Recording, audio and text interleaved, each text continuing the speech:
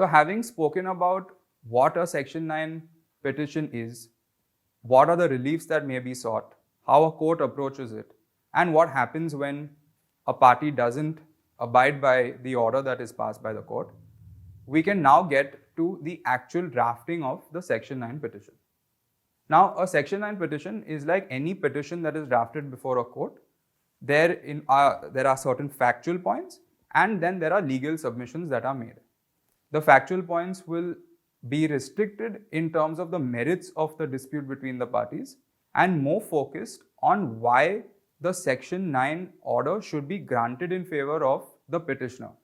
For this, like I've said, urgency is an important aspect, and also to prove that there is a grave need to pass this order, otherwise assets, steps of selling, etc. will be taken by the other side, and eventually the arbitration award will be rendered a nullity.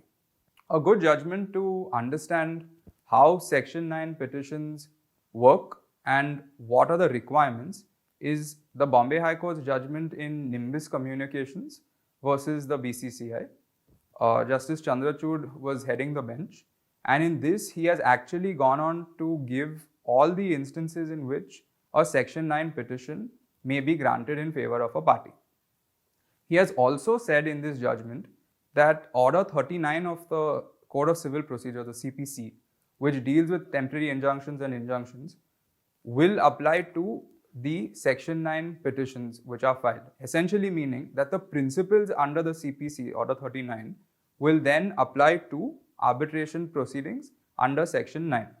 This would also then logically mean that Section 17 applications filed before an arbitral tribunal are also governed by Order 39 of the Code of Civil Procedure.